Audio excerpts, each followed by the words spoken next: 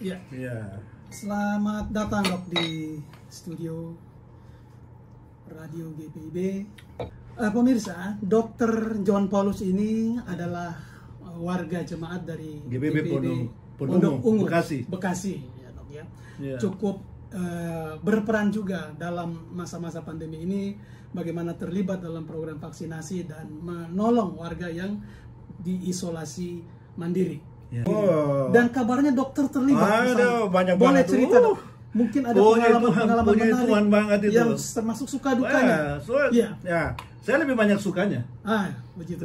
Sukanya saya suka. Karena memang pada saat saya ditelepon untuk bergabung, untuk melayani, termasuk Bapak yang WA saya, dan telepon juga saya, termasuk Ketua 1, Pak Pendeta Martin. Terima kasih, puji Tuhan banget. Saya diajak untuk bergabung dalam hal penanganan COVID-19 di Wisma GPB di Gambir ya, di Gambir. Dan banyak pasien, saya mungkin Pak Frans tahu berapa jumlahnya. Sudah sekitar berapa? 40-an, 50-an pasien. Di atas 50-an dengan berbagai macam warna.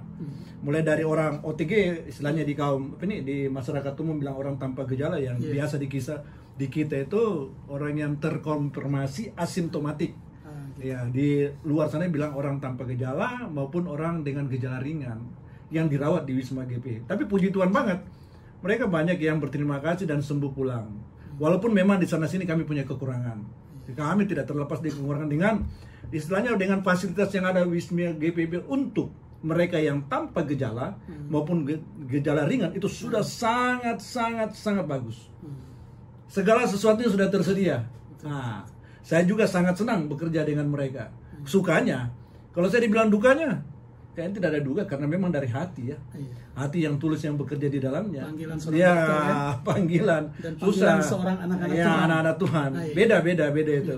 Kalau bukan panggilan, dia akan memperhitungkan ininya. Kalau Bapak telepon saya, pasti saya tanya, ini berapa? Bapak ngerti kan? Ya, tapi saya kan oke, kita laksanakan. Karena saya cinta ini pekerjaan. Apalagi dengan merawat teman-teman kita yang seiman, khususnya saya GPB. Walaupun memang di luar sana ada juga, bukan berarti saya tidak rawat, semuanya dirawat.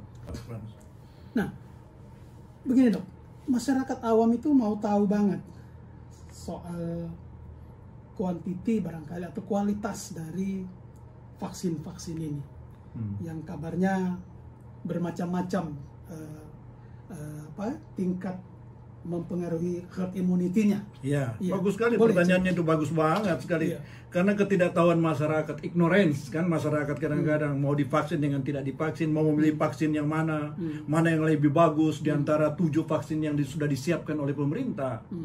Vaksin semua disiapkan oleh pemerintah adalah baik adanya dan untuk penggunaannya secara darurat ya, yang biasa emergency use authorization atau apa namanya, yang sudah penggunaannya secara darurat, yang sudah disetujui oleh BPOM. Jadi vaksin yang beredar di kita itu baik adanya untuk menangkal COVID itu, coronavirus itu ya.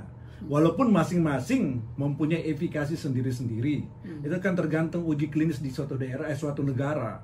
Contohnya gini, Sinovac mempunyai efikasi 65,3%. Di Indonesia, di AstraZeneca 70 sekian persen ke atas, 72 sampai 76%. Tuh penelitian itu. Dan Moderna dan Pfizer itu, Moderna sekitar 94, sekian persen, sedangkan Pfizer itu 95%. Sinopharm itu lebih lagi, hampir 78%. Jadi masing-masing mempunyai efikasi tergantung di mana dia uji klinis pada saat itu. Gini contohnya, kalau ada WHO umpama efikasi daripada Sinovac adalah dia katakan 50%. Tapi batas minimal bahwa efikasi suatu vaksin itu kemanjuran sudah lebih dari 50% dapat digunakan. Nah, sedangkan yang vaksin AstraZeneca dalam penelitian WHO cuma 60 sekian persen. Tapi basic datanya kan berbeda dengan negara kita. Nah, di WHO menggunakan batas waktu itu 4 sampai 6 minggu. Untuk itu AstraZeneca ya, sedangkan kita 12 minggu. Basic datanya berbeda, sedangkan kita efikasinya adalah 72 sampai 76%. Mengatakan itu. Jadi kira-kira data, kita berbicara data ini, efikasi itu. Kita berbicara data di mana? Di uji klinis itu, Pak. Oke. Baik dok, sebelum masuk pertanyaan berikut kita ngopi-ngopi dulu. Ini enggak apa-apa lah, ini sekedar informasi. Ya teman-teman bisa Cair komentar gitu. kok, bisa komentar yang lain betul. umpama kami berdua menyampaikan salah bisa komentar. Ada nanti di kolom komentar kan? Iya, ikan namanya apa yang kita tahu yang kita istilahnya menyampaikan khususnya teman-teman kita yang GPIB ya. Betul. Iya, banyak sekali. Studio. Iya, terima kasih banyak. Salam Saya sehat. sudah diundang Iya. juga di sini. Terima kasih semua Iya. teman-teman se-GPIB.